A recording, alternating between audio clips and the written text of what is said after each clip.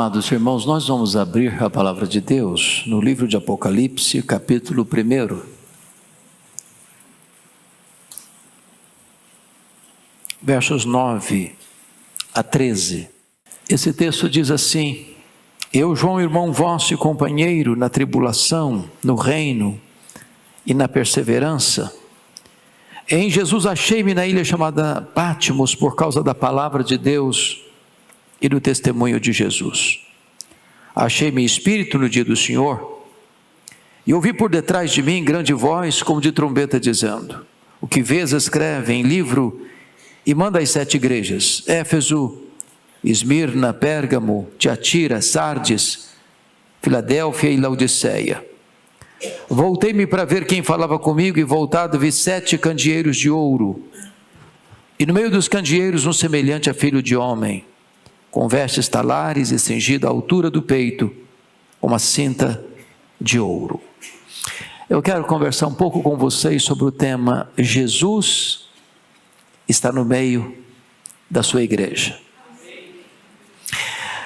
Antes de manifestar seu juízo ao mundo, o que é retratado em Apocalipse, a partir do capítulo 6, Jesus manifestou o seu juízo sobre a igreja.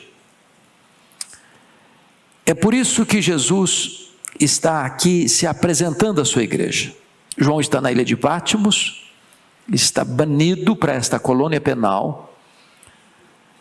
Quem governa o mundo é Domiciano, conhecido como Nero Redivivo, o segundo Nero, pela truculência com que perseguiu a igreja. Os apóstolos já estavam mortos, todos pelo viés do martírio. João era o último representante do colégio apostólico, pastor em Éfeso, já velho, quando ele é banido para esta ilha do mar Egeu, certamente com a intenção de que ele morresse ali na solidão daquela ilha vulcânica. Quando parecia que a igreja estava no estertor da morte, quando parecia que o imperador estava jogando a última pá de cal na sepultura da igreja, Deus muda o quadro, Deus vira a mesa da história, Deus muda o placar do jogo, e o Senhor Jesus se apresenta a João glorificado. E ele aparece atrás de João com a voz como de uma trombeta, dizendo: o que vês, escreve em livro e manda às 7 igrejas: Éfeso, Esmirna, Pérgamo, Tiatira, Sardes, Filadélfia e Laodiceia. Quando ele se volta para ver, ele não vê quem falava com ele, ele vê a igreja, as 7 igrejas. E no meio das 7 igrejas, ele vê Jesus, o Jesus glorificado. Cabelos brancos como a neve, olhos como chamas de fogo, pés de bronze polido, mãos que seguram a igreja, voz como de muitas águas, rosto como brilhando como o sol. E Jesus está no meio das igrejas. 2:1 diz que ele estava andando no meio das igrejas. E o que representa isso? E o que significa isso? Aqueles que subscrevem o dispensacionalismo acreditam que cada igreja dessa representa um período específico da história. Nós, entretanto, imaginamos que esta não é a melhor maneira de interpretar. Na verdade, estas 7 igrejas representam a igreja universal, até porque tinha mais de 7 igrejas na Ásia. Não é mencionado aqui nem Herápolis, nem Colossos. Então, a mensagem é uma mensagem para a igreja de todos os tempos, de todas as épocas, de todas as gerações. E aqui você vai perceber que nestas 7 cartas há uma espécie de harmonia no seu estilo. Ele começa com a apresentação, Jesus se apresenta. Depois ele faz um elogio à igreja.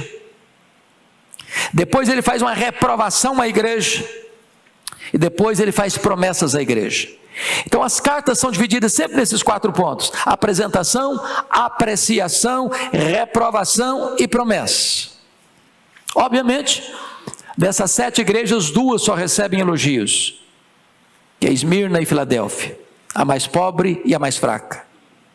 Uma só recebe censura, a mais rica, Laodiceia. E 4 delas recebem elogios e censura: Éfeso, Pérgamo, Tiatira e Sardes. Eu gostaria agora de convidar vocês, e eu não li os capítulos 2 e 3, deveria ter lido no começo, mas por ser uma leitura longa, e entendendo que vocês já conhecem esses 2 capítulos, eu gostaria agora de trazer algumas lições para nós, dentro desse tema: Jesus está no meio da sua igreja, e o que isso significa para nós. Então vamos ver, primeira lição: Cristo é conhecido na igreja e através da igreja.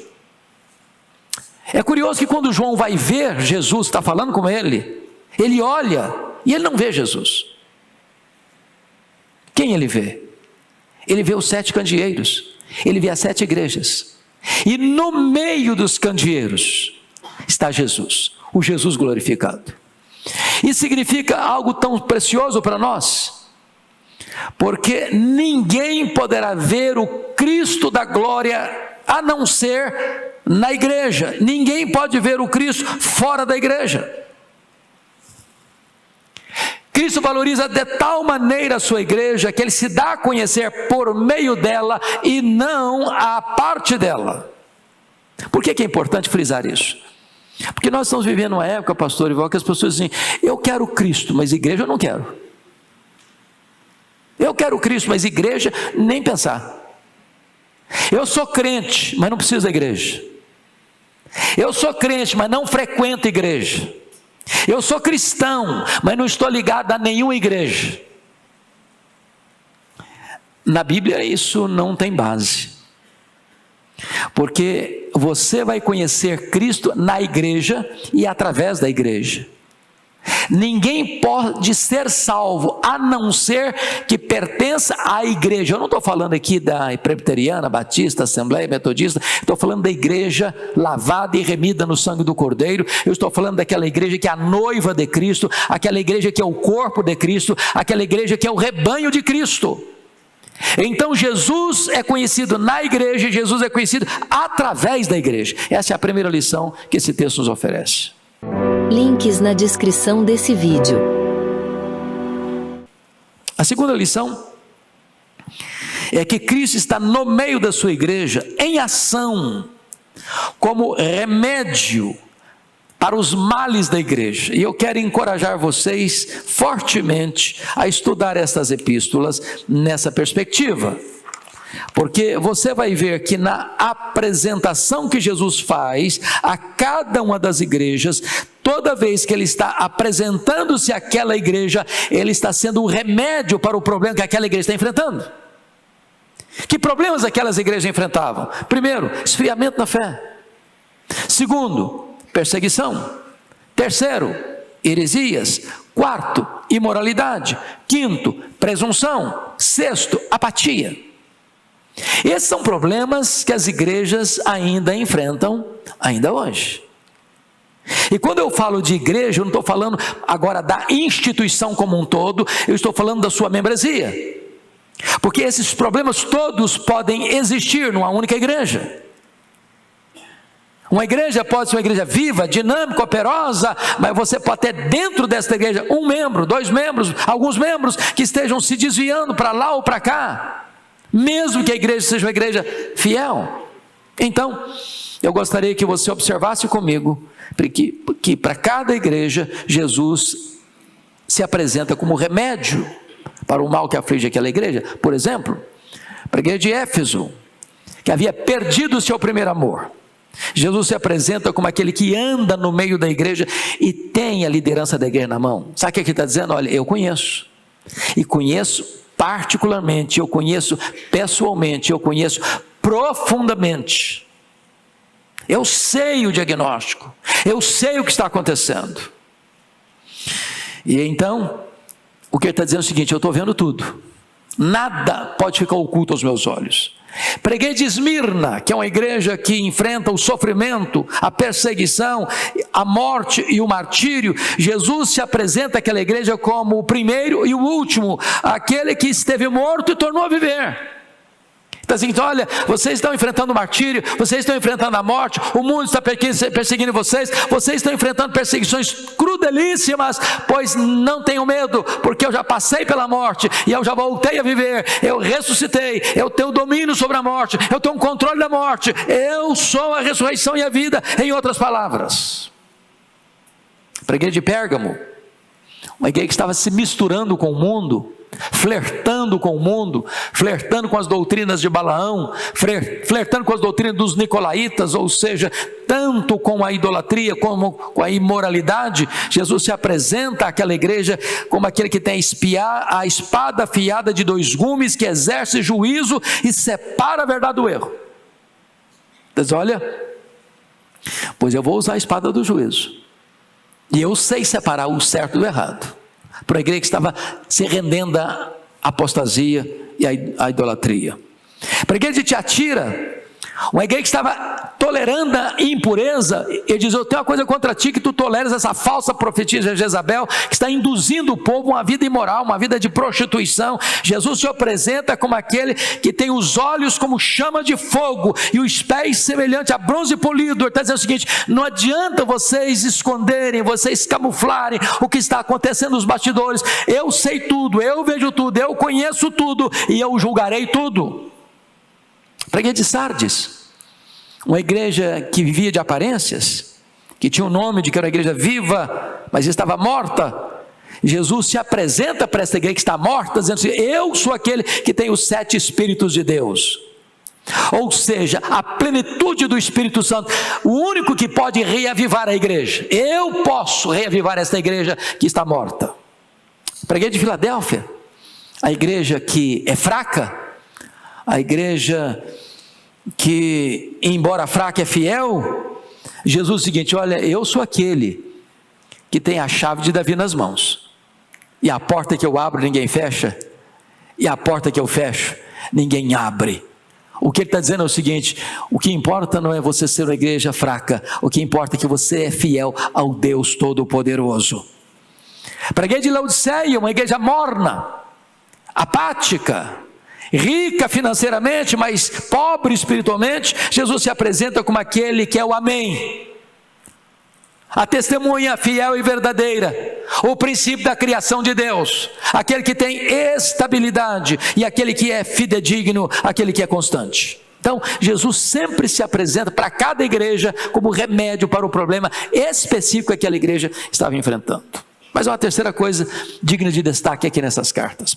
Terceiro lugar, dentro da mesma igreja, isso é muito importante entender, temos pessoas fiéis e pessoas infiéis.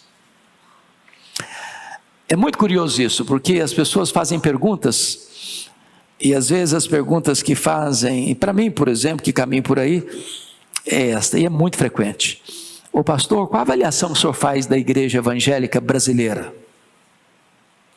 Às vezes, sabendo que eu sou um pastor presbiteriano, me perguntam: e aí, como é que está a igreja presbiteriana do Brasil?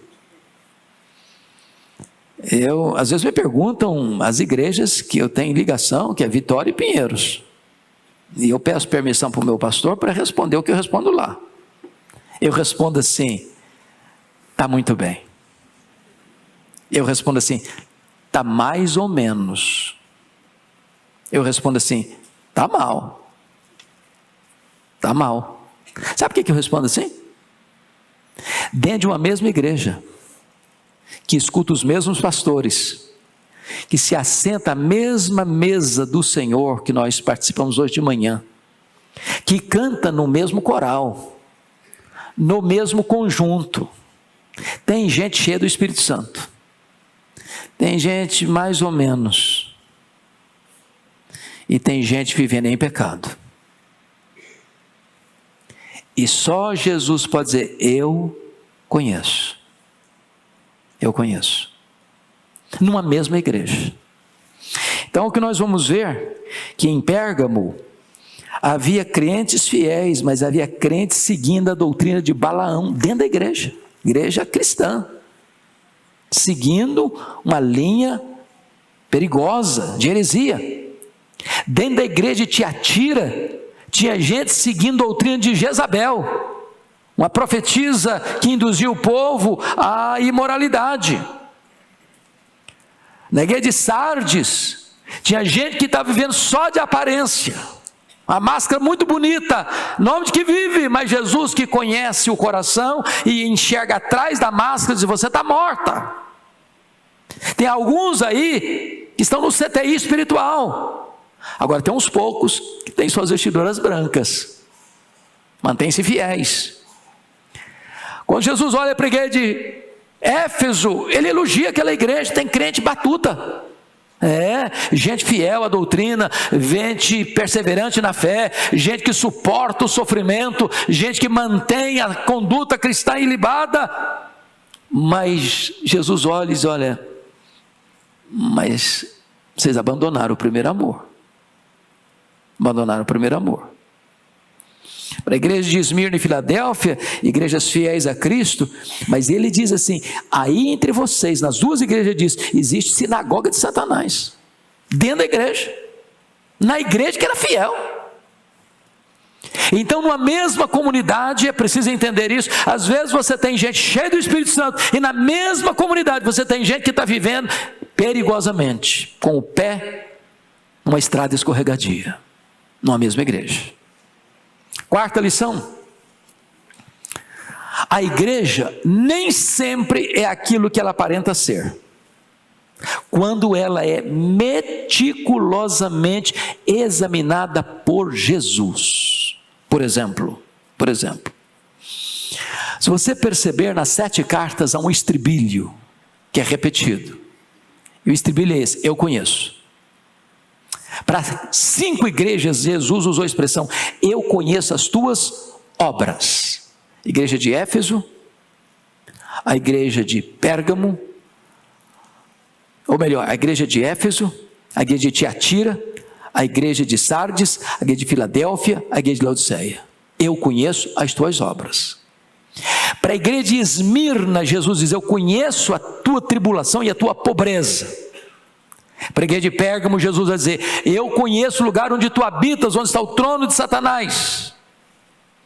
Então nem sempre a igreja é o que aparenta ser. Eu vou explicar. Para a igreja de Éfeso, é a igreja ortodoxa, trabalhadora, uma igreja fiel nas provas, mas uma igreja que perdeu a capacidade de amar, perdeu o primeiro amor, perdeu o fervor, perdeu o entusiasmo, perdeu a alegria,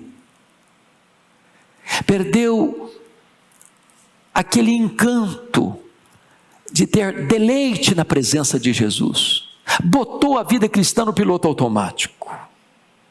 Este é um perigo, mantermos a ortodoxia e ficarmos gelados, mantermos a sã doutrina, mas uma doutrina e uma ortodoxia morta, sermos zelosos da verdade, mas perdemos há muito tempo, a alegria do Senhor. Esse era o problema da igreja de Éfeso. Jesus era capaz de identificar isso. A igreja era capaz de identificar as heresias, e não suportava os falsos apóstolos, não suportava as obras dos nicolaítas, mas ela não conseguia ver nela mesma a falta de amor. Segundo, se você olha a igreja de Esmirna, ela era pobre. Jesus diz: eu conheço a tua pobreza e a tua tribulação, mas tu és rica. Ou seja, ao mesmo tempo que essa igreja é pobre, talvez nos recursos materiais, talvez nos recursos humanos, essa igreja é riquíssima dos valores espirituais, pobre na terra, rica no céu, pobre aos olhos dos homens, rica aos olhos de Deus. Nem sempre a igreja é o que ela aparenta ser. Se você pega, por exemplo, a igreja de Laodiceia, é o contrário. Aquela igreja dizia: eu sou rica, abastada, eu não preciso de coisa alguma. E Jesus olha e faz um outro diagnóstico: não, está tudo errado, você é pobre, você é miserável, você está cega, você está nua, porque a igreja não é aquilo que ela aparenta ser, às vezes. E Jesus é o único que conhece os que lhe pertencem e pode dizer: eu conheço.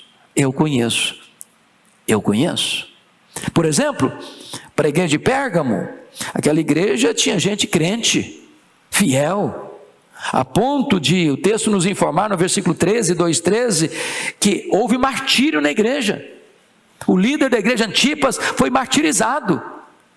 Mas nessa mesma comunidade onde tem gente fiel, tem gente seguindo a doutrina de Balaão e até sucumbindo à doutrina dos nicolaítas, que levava as pessoas à vida imoral, numa mesma igreja. Por exemplo, você pega a igreja de Tiatira, aquela igreja era conhecida por quê? Pela sua fé, pelo seu amor e pelas suas obras.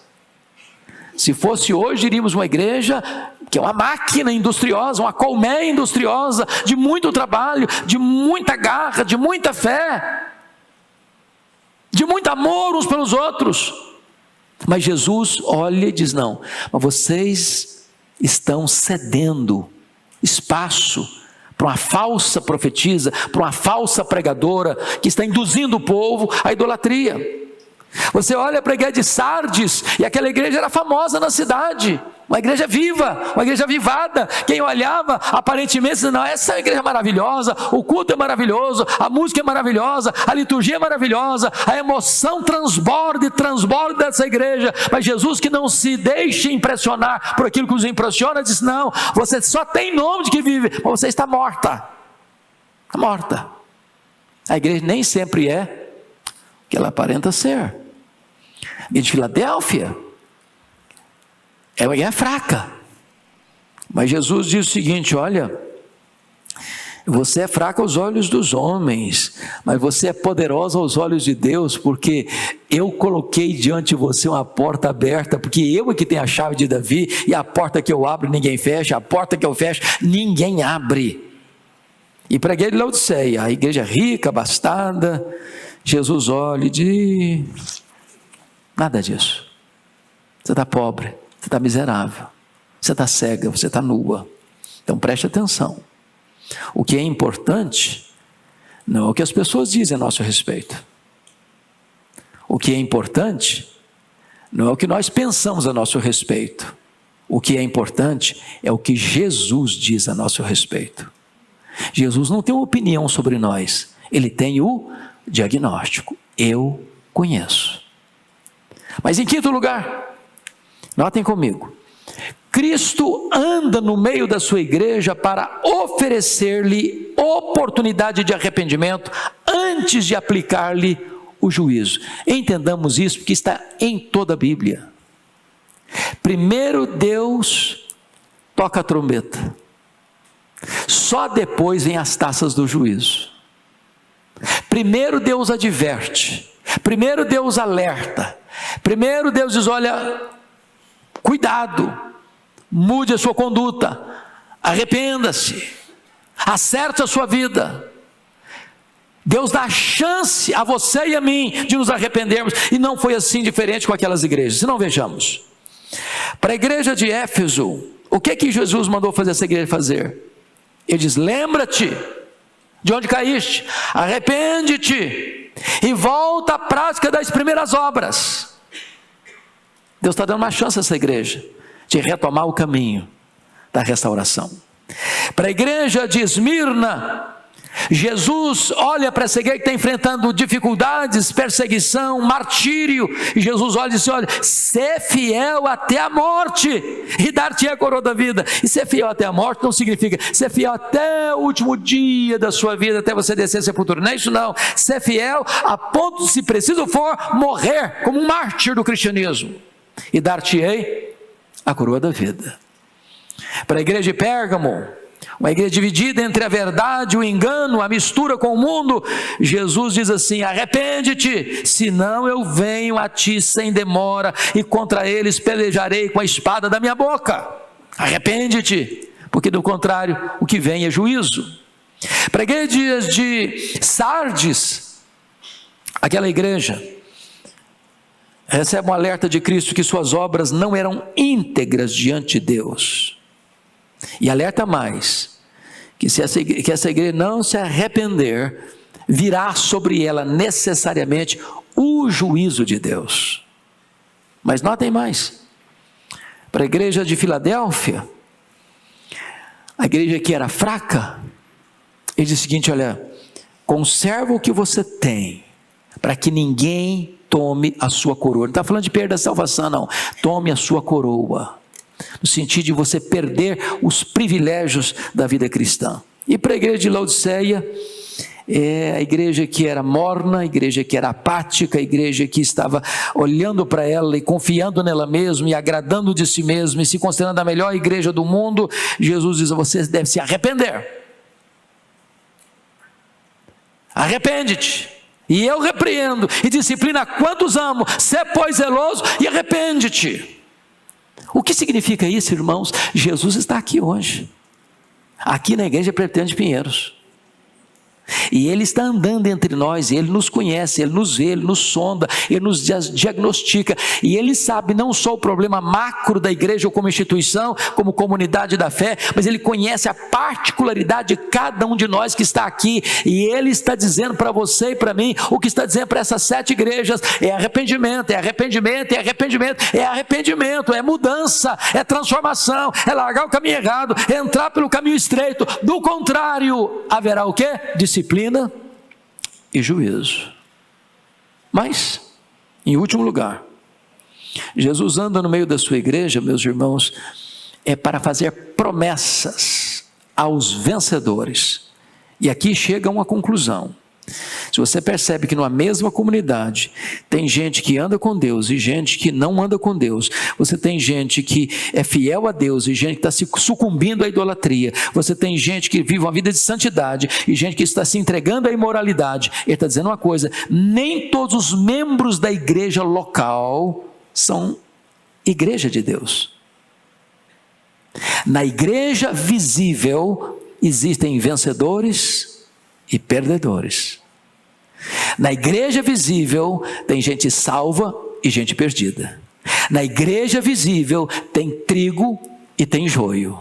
Na igreja visível tem gente que tem um nome no hall de membros da igreja, mas esse que tem um nome no hall de membros da igreja, nem todos têm o nome no livro da vida do Cordeiro. Então, agora Jesus vai fazer promessas aos vencedores. Que promessas Ele faz? Por exemplo, a igreja de Éfeso, uma igreja que havia perdido o seu primeiro amor, Jesus promete para essa igreja que os vencedores receberiam e desfrutariam de se alimentar da árvore da vida. E o que significa isso? O que é a árvore da vida? É um símbolo. Não é que tem uma árvore lá bonita, que você vai lá e pega um fruto e come, e você comeu aquele fruto e vai te dar a vida eterna. Não, a árvore da vida é um símbolo. Símbolo de quê? Da vida eterna. Para uma igreja que tinha abandonado o seu primeiro amor, tem a vida eterna. E o que é vida eterna? Vida eterna é conhecer a Deus. E quem é Deus? Deus é amor. Então, para quem havia abandonado o primeiro amor, os vencedores desfrutariam de quê? Da plenitude do amor, que é o próprio Deus, a comunhão com Deus, que é amor, por toda a eternidade. Para a igreja de Esmirna, uma igreja que está enfrentando martírio, a morte, sofrimento, o que Jesus promete ao vencedor? O vencedor de modo nenhum sofrerá o dano da segunda morte. Está dizendo: não importa se vocês vão morrer, se os imperadores romanos tão cruéis, tão malignos, estão tirando a vida de vocês, jogando vocês nas fornalhas, jogando vocês nas arenas, jogando vocês para todo tipo de morte e sofrimento, porque vocês, mesmo morrendo pela fé de vocês, vocês não enfrentarão o dano da segunda morte, vocês não sofrerão penalidade eterna, vocês terão salvação eterna. Morrendo, vocês são vencedores. Para a igreja de Pérgamo, uma igreja que está misturando verdade com mentira, ortodoxia com heresia, uma igreja que está cedendo na sã doutrina e na vida de santidade. Jesus diz que o vencedor receberá o maná escondido, e uma pedrinha branca com um novo nome.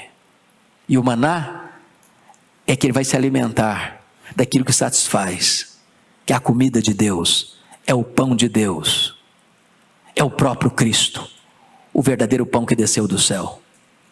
O vencedor receberá uma pedrinha branca, e essa pedrinha branca significa que no juízo essa pessoa vai ser inocentada, justificada, não vai ter nenhuma imputação de culpa sobre ele, não haverá nenhuma condenação sobre ele, ele vai receber a justificação e a plena salvação em Cristo Jesus, não há condenação sobre a vida dele mais. Para a igreja de Tiatira, uma igreja seduzida pelo engano de uma profetisa herética, o vencedor recebe a promessa de receber autoridade sobre as nações e possuir não mais os encantos do pecado, mas o Senhor da glória, porque ele terá a estrela da manhã, e a estrela da manhã é o próprio Senhor Jesus. Ele vai desfrutar, não da impureza, porque isso aí vai destruir, mas ele vai desfrutar da comunhão com aquele que é a própria fonte da vida. Para a igreja de Sardes, o que Jesus promete? Para uma igreja que te vivia de aparência, Jesus promete que o seu nome vai estar no livro da vida, e ninguém pode apagar o seu nome do livro da vida. Para aquele que é vencedor, numa igreja que está só de rótulo, só de aparências, não, eu vou dar para você a verdadeira vida, e o seu nome está escrito no livro da vida, e ninguém pode apagar esse nome do livro da vida.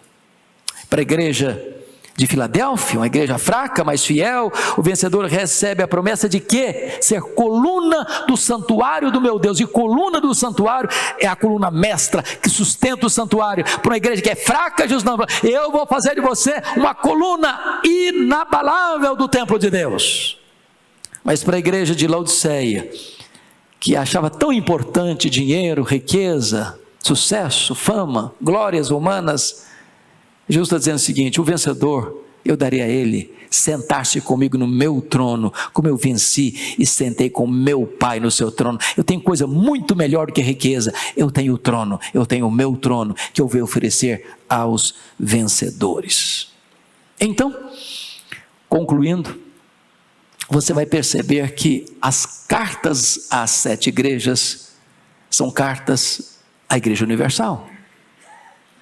Os séculos passaram, e hoje eu diria para os meus amados que essas 7 cartas é como se fossem enviadas para a Igreja Presbiteriana de Pinheiros. O Senhor está aqui, e Ele está andando entre nós, e Ele conhece cada um de nós, Ele sabe o nosso nome, Ele sabe o nosso endereço, Ele conhece o nosso CPF. Ele sabe o que as pessoas não sabem. Ele sabe até o que nós mesmos não sabemos de nós mesmos. Ele está aqui hoje para nos sondar, para diagnosticar quem nós somos. Ele está aqui hoje para nos advertir, nos corrigir. Links na descrição desse vídeo. Está aqui hoje para nos fazer promessas. Está aqui hoje para nos levar de volta para a sua presença. Para todas as igrejas há um refrão final, e o refrão é este: quem tem ouvidos, ouça o que o Espírito diz às igrejas. É claro, irmãos, que quando o pastor Erival, eu ou os outros pastores desta igreja se colocam aqui no púlpito para pregar, nosso propósito nunca é apenas transmitir conhecimento, só conhecimento. Porque se a mensagem atingir só o seu cérebro e não descer o seu coração, isso não se tornar prática, tornamos-nos mais culpados. Porque o bem-aventurado não é apenas aquele que lê, o bem-aventurado não é apenas aquele que ouve, o bem-aventurado é aquele que também pratica a palavra de Deus. Eu já disse para vocês na outra ocasião, que eu tive a oportunidade de visitar essas 7 igrejas. E o que me deixou tão triste, embora já tivesse ciência disso, é que todas essas 7 igrejas morreram. Hoje você tem apenas escombros, pedras reviradas. E onde essas igrejas existiram no passado, hoje não tem sequer 1% de crentes. A grande pergunta é: por que é que essas igrejas morreram? E a resposta é porque elas não se arrependeram. E a resposta é porque elas não ouviram o que o Espírito Santo disse a elas. E esse perigo ainda existe hoje. Você vai para a Europa e você vê o berço do protestantismo. Lá aconteceu a reforma. Lá aconteceu o movimento dos puritanos. Lá aconteceu o movimento dos moravianos. Lá aconteceu o movimento das missões modernas. Lá aconteceu a expansão missionária da igreja para o mundo todo. De lá o evangelho veio para a América do Norte. Da América do Norte o evangelho veio para o Brasil. Aí você olha para a Europa e as igrejas estão morrendo. Literalmente morrendo. Você vai para a Escócia, de John Knox, e você vai ver na capital um templo tão bonito, e entra lá, não é mais um templo, é um bar. Mantém a aparência de templo, mas você não vê púlpito nem banco, é um bar. Você vai para a Holanda, e até 1960, os templos eram frequentados. Hoje, os templos estão lá mais vazios. De vez em quando um concerto musical, uma palestra social, mas as pessoas não frequentam mais. Você vai para a Inglaterra, dos grandes avivamentos, a Inglaterra de John Wesley, George Whitefield, a Inglaterra de William Carey, William Wilberforce, a Inglaterra de John Charles Ryle, de Charles Haddon Spurgeon, a Inglaterra de John Stott, Mark Lloyd Jones, e hoje apenas 4% dos ingleses frequentam a igreja evangélica. Os templos estão sendo vendidos, transformados em mesquitas muçulmanas, em bares, em museus, em boates. Você vem para a América, e os seminários que formaram teólogos e missionários, muitos deles tomados de assaltos pelos liberais, ensinam ceticismo. As grandes denominações históricas, as grandes, todas elas desidratando, murchando, morrendo. Grandes templos vazios. Grandes templos vazios. Igrejas riquíssimas de bens, de propriedades, de terrenos, de templos suntuosos, mas não tem mais gente. O liberalismo entrando, a ideologia de gênero entrando, e as igrejas morrendo. Aí você vem para o Brasil, e você vê denominações inteiras sucumbindo ao liberalismo. Você vê seminários chamados protestantes que não creem mais que este livro é a palavra de Deus.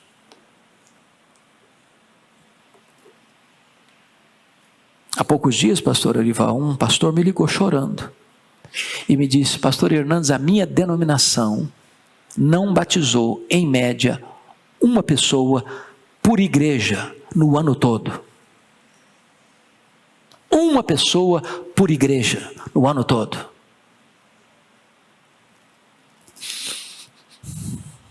Eu não sei se isso mexe com você. Mas hoje, Deus está falando para você. Jesus está aqui, no meio da sua igreja. Ele está andando entre nós, Ele nos sonda, Ele nos conhece. E nós louvamos muito a Deus, porque esta igreja ama a palavra, prega a palavra, zela pela palavra. E fica aqui este alerta para nós, para que jamais negociemos a verdade. Jamais tentemos nos adequar ao que a sociedade quer. porque a cultura muda, o entendimento da sociedade muda, as leis das cortes mais conspícuas mudam, mas a palavra de Deus permanece para sempre. E nós ansiamos ardentemente que os nossos filhos, os nossos netos, as futuras gerações recebam da Igreja Presbiteriana de Pinheiros e de todas as pessoas que estão nos acompanhando um legado, uma igreja mais viva, mais forte, mais cheia do Espírito Santo, mais operosa. Que jamais abramos mão da verdade, que jamais sucumbamos às pressões e seduções deste mundo. Que as igrejas da Ásia sejam um alerta para nós, uma trombeta de Deus aos ouvidos da nossa alma. Que Deus tenha misericórdia de nós. Amém.